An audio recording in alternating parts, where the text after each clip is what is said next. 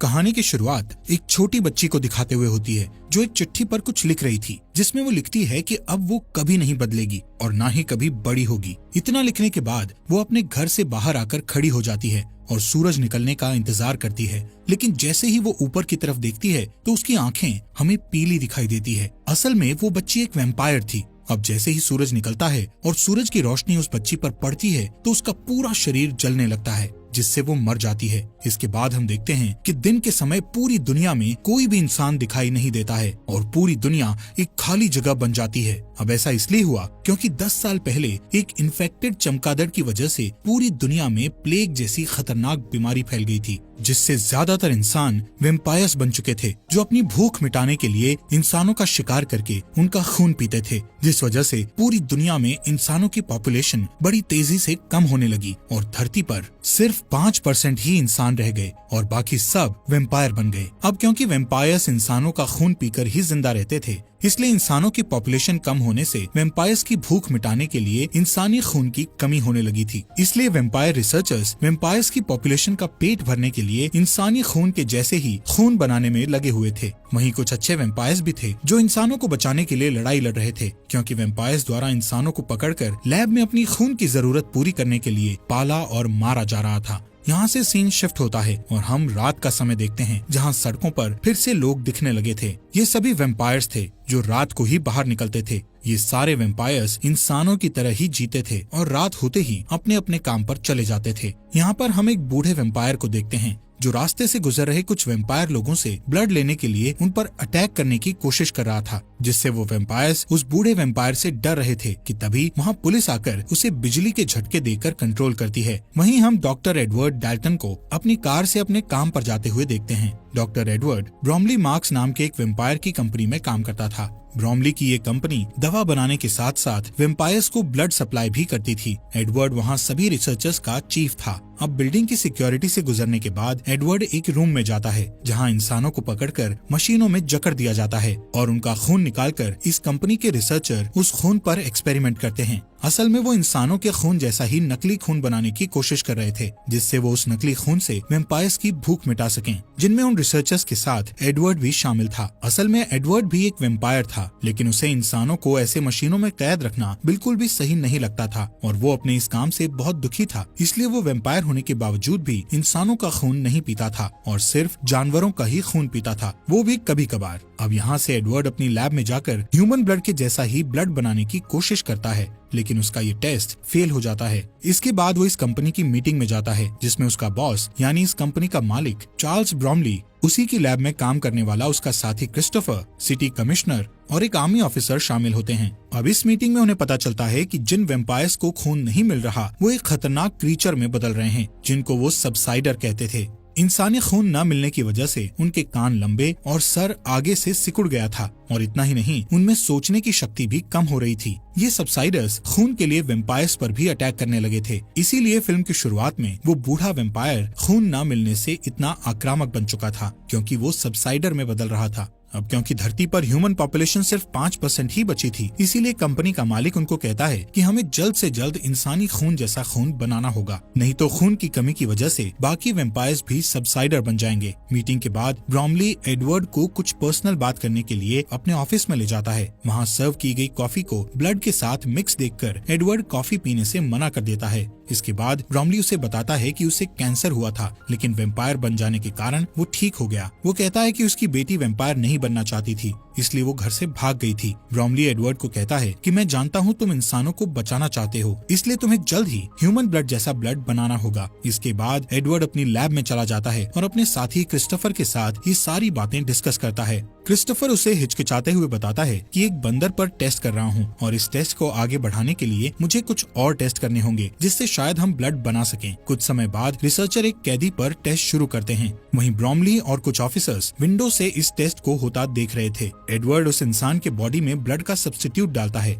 जिससे पहले वो इंसान थोड़ा अच्छा महसूस करता है, लेकिन बाद में जब पूरा सब्स्टिट्यूट बॉडी में चला जाता है तो वो उल्टी करने लगता है और उसकी बॉडी चेंज होने लगती है और शरीर में छाले पड़ने लगते हैं। रिसर्चर उसे तुरंत पकड़ लेते हैं और एपिमोन नाम की दवा इंजेक्शन के जरिए उसकी बॉडी में डालते हैं, जिससे उसका हिलना बंद हो जाता है और बॉडी पहले जैसी हो जाती है। लेकिन इसके तुरंत बाद उसकी पूरी बॉडी एक्सप्लोड हो जाती है। उस रात एडवर्ड लैब से घर चला जाता है और रास्ते में अपनी कार में न्यूज देख रहा होता है जिसमें ब्लड की रेशनिंग से होने वाले दंगों के बारे में बताया जाता है, यानी वेम्पायर लोग ब्लड कम दिए जाने की वजह से दंगा करने लगे थे। इसी बीच एडवर्ड के कान खुजलाने लगते हैं और वो आईने में अपने कानों को देखने लगता है जो लंबे और पॉइंटेड होने लगे थे। इस बीच ध्यान बंटने की वजह से वो सामने आने वाली कार को नहीं देख पाता है, जिससे लास्ट मोमेंट में उसे कार घुमाकर रोकना पड़ता है, लेकिन वो दूसरी कार सड़क के किनारे लगे घेरे में टकरा जाती है। एडवर्ड हेल्प करने के लिए बाहर आता है, लेकिन उसके हाथ में एक तीर लगती है। तभी दूसरी कार से कुछ लोग बाहर आते हैं जो इंसान थे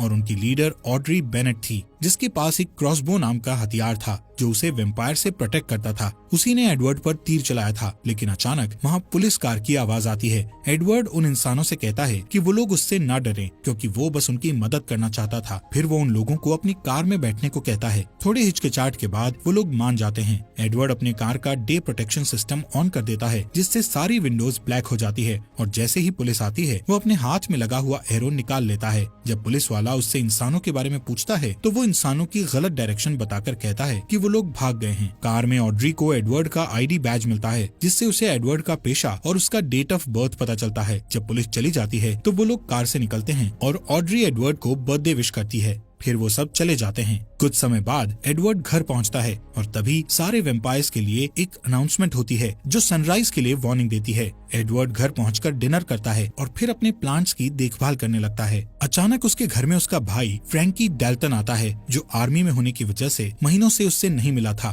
फ्रैंकी एडवर्ड से बर्थडे पार्टी देने के लिए कहता है। इस पर एडवर्ड कहता है कि वो अब 35 साल का हो गया है। फिर फ्रैंकी कहता है कि उन्हें बर्थडे सेलिब्रेट करना चाहिए और उसके लिए वो 100% प्योर इंसान के ब्लड की महंगी बॉटल लेकर आया था। वो 2 ग्लास में ब्लड डालता है और अपने भाई को पिग का ब्लड पीने की बात पर चिढ़ाता है, लेकिन एडवर्ड ब्लड पीने से मना कर देता है और इस बात पर फ्रैंकी को गुस्सा आ जाता है और दोनों में बहस शुरू हो जाती है। फ्रैंकी कहता है कि एडवर्ड इंसान के ब्लड को हाथ नहीं लगाता है, लेकिन अभी भी उसी कंपनी के लिए काम करता है जो अपने फायदे के लिए इंसानों को पालते और मारते हैं। इस पर एडवर्ड कहता है कि ब्लड का सब्स्टिट्यूट तलाशने के लिए उसे ये बुरा काम करना जरूरी है, लेकिन वो फ्रैंकी से भी नाराजगी जाहिर करता है क्योंकि वो आर्मी के लिए इंसानों का शिकार करता है। फिर अचानक एडवर्ड ब्लड की बोतल को उठाकर सारा ब्लड ड्रेन में डालने लगता है कि तभी फ्रैंकी बोतल उसके हाथ से लेकर दीवार में मार देता है। इसके बाद फ्रैंकी जाने की कोशिश करता है, लेकिन एक सबसाइडर उसके रास्ते में आ जाता है और वो नहीं जा पाता। वो क्रीचर किचन में जाता है और दीवार के ऊपर जो ब्लड था उसे चाटने लगता है और उसके बाद टेबल के ऊपर रखे ग्लास को भी चाटता है। इसी बीच फ्रैंकी एक चाकू उठा लेता है, जिससे सबसाइडर चौंक जाता है और फ्रैंकी को दीवार की तरफ धक्का देता है। फ्रैंकी ग्लास के टेबल पर गिर जाता है, जिससे टेबल का कांच टूटकर बिखर जाता है और कुछ सेकंड के लिए फ्रैंकी बेहोश हो जाता है। फिर सबसाइडर एडवर्ड की तरफ बढ़ता है। एडवर्ड एक स्टूल को उठाकर उसे रोकने की कोशिश करता है और साथ ही अपने भाई को होश में लाने के लिए उसका नाम लेकर पुकारता है। फ्रैंकी होश में आ जाता है और फिर चाकू को पकड़ता है। दोनों भाई सबसाइडर पर अटैक करने की कोशिश करते हैं, लेकिन वो जंप करके सीलिंग में लटक जाता है। इससे फ्रैंकी को चांस मिल जाता है और वो उसका सिर काट देता है। कुछ टाइम के बाद पुलिस मामले के बारे में जानने के लिए वहाँ पहुँचती है और कहती है कि अब सबसाइडर शहर में फैल चुके हैं। एक ऑफिसर को उस क्रीचर की एक रिंग मिलती है, जिससे एडवर्ड को पता चलता है कि वो एक लोकल माली था और उसे उसकी बॉडी में खुद के लगाए हुए जख्म भी मिलते हैं जो खुद को खाने से हुए थे। अगले दिन सिक्योरिटी अलार्म बजने से एडवर्ड की नींद खुल जाती है और जब वो चेक करने के लिए लाइट ऑन करता है तो ऑड्री उसकी तरफ क्रॉसबो एम करके खड़ी दिखाई देती है। ऑड्री कहती है कि उसे ऐसे वेम्पायर की तलाश है जिस पर वो लोग भरोसा कर सकते हैं और इसके लिए उसे एडवर्ड बिल्कुल सही लगता है। वो उसे एक पेपर शीट देती है जिसमें एक मैप बना होता है। एडवर्ड मैप को देख ही रहा होता है कि अचानक एक आवाज आती है और एडवर्ड उस आवाज की तरफ मुड़कर देखता है और इस बीच ऑड्री चुपचाप चली जाती है। एडवर्ड जब उस आवाज को चेक करने जाता है तो पता चलता है कि आवाज फ्रैंकी की है। फ्रैंकी उससे ऑड्री के बारे में पूछता है। एडवर्ड उसे कुछ नहीं कहकर टाल देता है। उस रात न्यूज में पता चलता है कि जिन इन्वेस्टर्स ने रिसर्च करने के लिए ब्रॉमली को इंसान सप्लाई किए थे वो लोग अब और सप्लाई नहीं दे सकते थे। अगले दिन एडवर्ड काम पर जाता है और अपने बॉस से मिलकर उससे गारंटी मांगता है कि सब्स्टिट्यूट मिल जाने के बाद उन्हें इंसानों के सप्लाई की जरूरत नहीं पड़ेगी। इस पर ब्रॉमली कहता है कि ज्यादातर वेम्पायर सब्स्टिट्यूट के मिलने से खुश हो जाएंगे, लेकिन कुछ लोग ऐसे भी हैं जो रियल चीज की मांग करते हैं। इस पर एडवर्ड उसे याद दिलाता है कि उसकी बेटी भी उन्हीं लोगों में से एक है। इसके बाद एडवर्ड मैप को देखने के लिए अपने लैब में चला जाता है। जब सुबह होती है तो एडवर्ड अपने घर वापस नहीं आता और अपनी कार में लाइट प्रोटेक्शन ऑन करके मैप के बताए रास्ते से गांव की तरफ जाता है। वहाँ ऑड्री पहले से उसका वेट कर रही होती है। वो उसे बड़े से एक पेड़ के पास आने को कहती है। एडवर्ड अपनी कार ट्री के नीचे पार्क करता है और हैट और सनग्लासेस पहनकर कार से बाहर आता है। वो हमेशा सनलाइट से बचने के लिए सावधान रहता है। वहाँ उसे एक आदमी मिलता है जिसका नाम लियोनल एल्विस कॉर्मैक था। वो आदमी एक वैम्पायर था जो अब इंसान बन चुका था। एडवर्ड उससे जानना चाहता था कि वो इंसान कैसे बना, लेकिन ऑड्री को पास आता देखकर वो चुप हो जाता है। वो देखता है कि फ्रैंकी ने उसे गन पॉइंट पर रखा था। एडवर्ड उसे रोकने की कोशिश करता है लेकिन वो नहीं मानता और उसे बताता है कि आर्मी की टीम भी आने वाली है। ये सुनकर ऑड्री फ्रैंकी को रोशनी की तरफ धकेलती है और सब जल्दी से एडवर्ड की कार में बैठ जाते हैं। तब तक सोल्जर वहाँ पहुँचकर उन पर फायर करना स्टार्ट कर देते हैं और लियोनेल की गाड़ी भी बर्बाद कर देते हैं। सोल्जर उनका पीछा करते हैं और गोलियां भी चलाते हैं जिससे कार के डे प्रोटेक्टर में छेद हो जाता है। पहले ऑड्री उसे अपने हाथ से कवर करके मैनेज कर लेती है, लेकिन होल ज्यादा हो जाने के कारण कैमरा भी खराब हो जाता है और एडवर्ड आगे नहीं देख पाता है। फिर लियोनेल ड्राइविंग सीट पर बैठ जाता है ताकि वो रोड को एक होल से देख पाए और एडवर्ड लाइट से छुप जाता है। जब वो लोग कमजोर ब्रिज पर पहुंचते हैं तो लियोनेल बहुत तेजी से ड्राइविंग करके ब्रिज को क्रॉस कर लेता है, जबकि आर्मी ट्रक हैवी होने के कारण ब्रिज टूट जाता है और ट्रक ब्लास्ट हो जाती है और बाकी के लोग पीछे रह जाते हैं। रात होने के बाद वो लोग कार को नदी के पास पार्क करते हैं और लियोनेल एडवर्ड को बताता है कि वो कार में डे लाइट मॉडिफिकेशन लगाने का काम करता था, जो सूरज की रोशनी से कार के अंदर बैठे लोगों को बचाता है और कार में इस तरह के सिस्टम लगाने वाली पहली शॉप उसी की थी। लियोनेल कहता है वेम्पायर्स के लिए दिन में कार चलाना बहुत अमेजिंग होता है क्योंकि दिन के समय सड़कें खाली होती थी, लेकिन इसमें रिस्क भी था क्योंकि एक तो सूरज की रोशनी में दिखाई नहीं देता और दूसरा उन्हें अपने शरीर को भी सूरज की रोशनी से बचाना होता है और इस चक्कर में एक्सीडेंट होने का डर रहता है। और लियोनेल के साथ भी वही हुआ था। एक दिन जब वो दिन के समय ड्राइविंग कर रहा था तो उसे कुछ दिखाई नहीं दे रहा था और उसने कुछ खाया भी नहीं था, इसलिए उसकी एनर्जी भी कम हो गई थी और कार गलती से रिवर फेंस में टकरा गई थी। क्रैश की वजह से वो कार के साथ रिवर में गिर गया था और रिवर में गिरने से पहले कार में आग लग गई थी। जब वो रिवर से बाहर आया तब वो वापस इंसान बन गया था। उसकी बात पूरी होने पर ऑड्री एडवर्ड से कहती है कि वो भी सेफ्टी के साथ ऐसी ही सिचुएशन पैदा करे ताकि वो फिर से इंसान बन सके। दूसरी तरफ कंपनी में ब्रॉमली अपनी बेटी के कुछ पिक्चर्स देख रहा होता है। तभी फ्रैंकी वहाँ आता है। ब्रॉमली उसे कहता है कि अगर एडवर्ड तुरंत वापस आ जाए तो उस पर कोई केस नहीं लगेगा। इस पर फ्रैंकी कहता है कि ब्रॉमली उससे जो कुछ भी करने को कहेगा वो करने को तैयार है। इस बीच एडवर्ड और उसके साथी इंसान कार में अपने घर जा रहे होते हैं। एडवर्ड बार बार ऑड्री की नेक को देखता है। ऑड्री ये नोटिस करती है और उसके पॉइंटेड ईयर्स को देखती है तो समझ जाती है कि उसे खून की प्यास लगी है। फिर वो अपना हाथ काटकर उससे निकलने वाले ब्लड को एक कप में इकट्ठा करती है और उसे पीने को देती है। एडवर्ड पहले तो मना करता है, लेकिन जब ऑड्री उससे कहती है कि वो अपने आसपास के इंसानों को सेफ देखना चाहती है तो वो ब्लड पी लेता है। कुछ घंटों के बाद वो लोग एक पुराने अंगूर के बागीचे में पहुंचते हैं जिसे विनयार्ड कहा जाता है। वहाँ एडवर्ड की मुलाकात कुछ और लोगों से होती है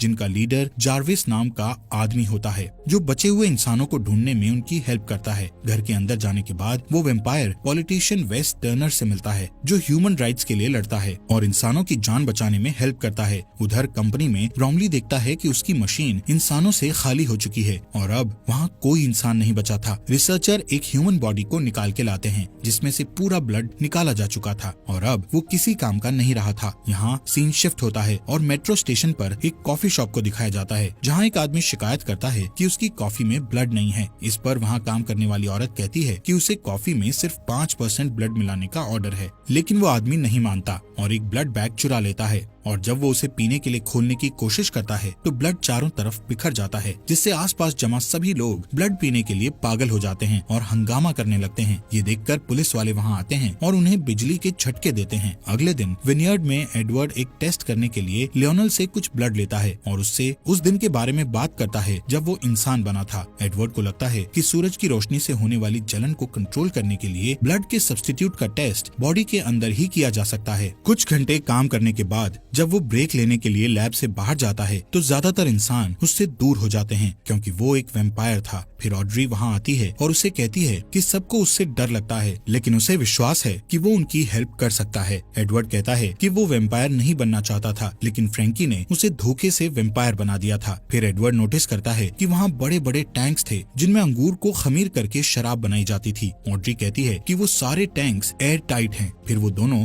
उसे देखने के लिए उसके नीचे जाते हैं। टैंक में एयर निकालने वाली मशीन लगी थी जो टैंक के अंदर की हवा को तेजी से बाहर निकाल रही थी। ये देखकर एडवर्ड को लगता है कि वो लोग उसका इस्तेमाल आग बुझाने के लिए कर सकते थे। फिर वो लोग अपने एक्सपेरिमेंट पर काम करना शुरू करते हैं। इस बीच आधी रात को जार्विस का ग्रुप बचे हुए इंसानों को विनयार्ड लेकर जा रहा होता है, जिसमें ब्रोमली की बेटी एलिसन भी थी। तभी उसकी कार के टायर पर कोई शूट करता है, जिससे कार को रोकना पड़ता है। वो लोग अपना हथियार लेकर कार से बाहर निकलते हैं, लेकिन आर्मी उन्हें चारों तरफ से घेर लेती है और थोड़ी देर तक फाइट करने के बाद सारे इंसान हार जाते हैं। एलिसन विनयार्ड से कांटेक्ट करने की कोशिश करती है, लेकिन थकान से बेहोश हो जाती है। फ्रैंकी उसके हाथ से वॉकी टॉकी ले लेता है और लोकेशन का पता लगाने के लिए उस कॉल को ट्रैक करता है। उधर विनयार्ड में सारे इंसान अपना अपना सामान इकट्ठा करके अपनी कार में बैठ रहे होते हैं और सुरक्षित जगह जाने के लिए टर्नर को फॉलो करते हैं, लेकिन एडवर्ड वहीं रहना चाहता था क्योंकि उसे एक्सपेरिमेंट करना था। लियोनल और ऑड्री भी उसकी हेल्प करने के लिए रुक जाते हैं।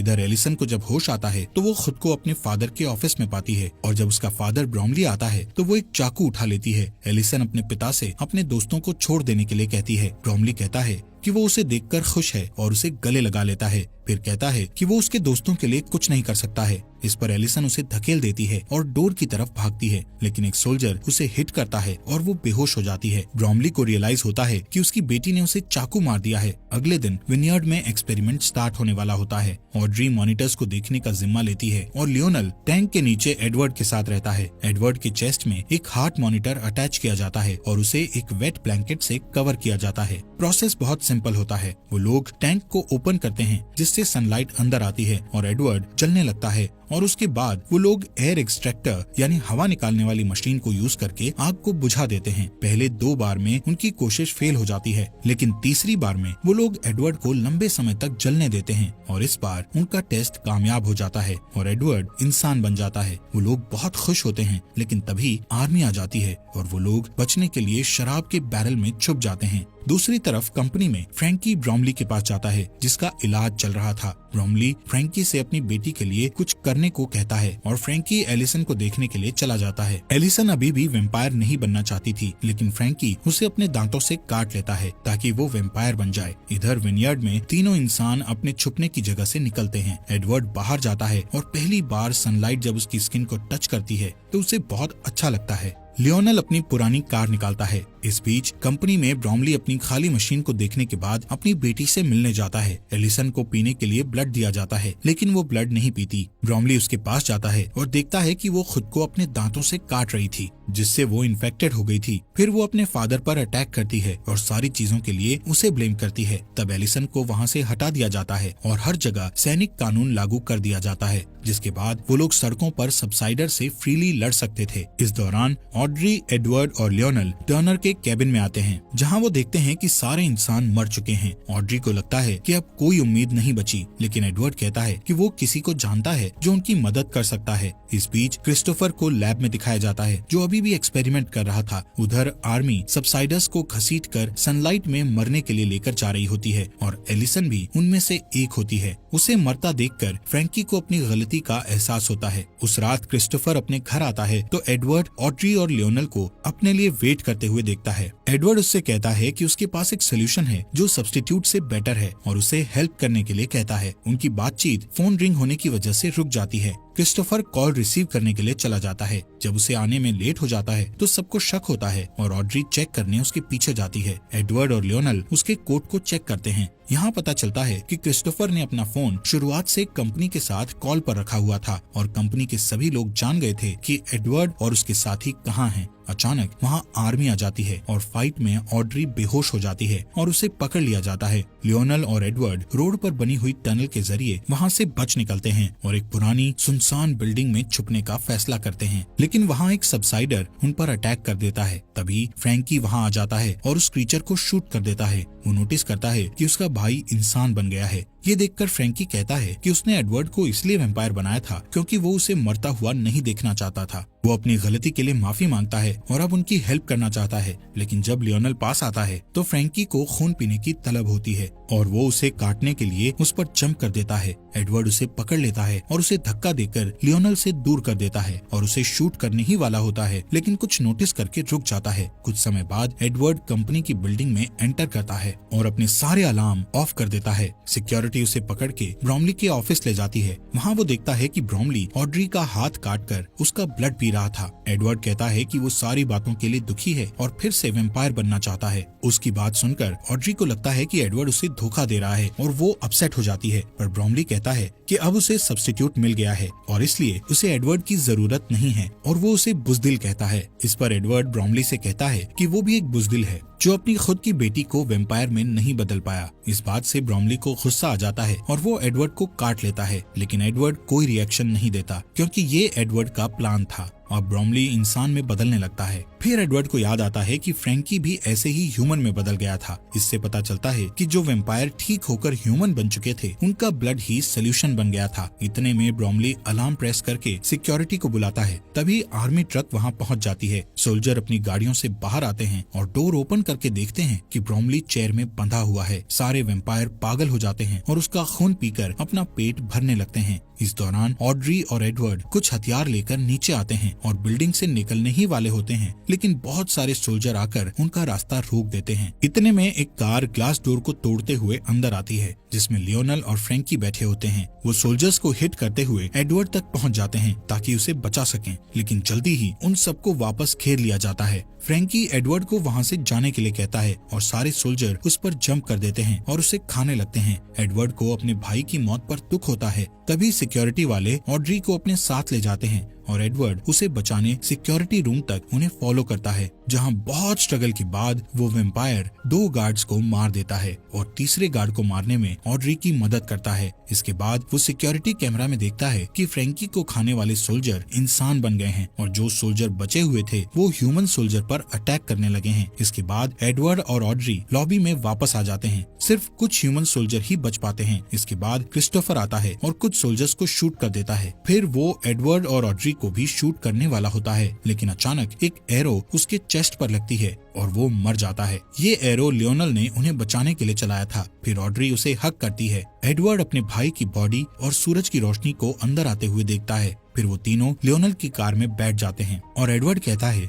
कि अब उनके पास क्योर है और वो अब सबको पहले जैसा कर सकते हैं। इसी के साथ ये मूवी खत्म हो जाती है। दोस्तों, हमारे फॉक्स एक्सप्लेनर हिंदी चैनल को सब्सक्राइब करना मत भूलना।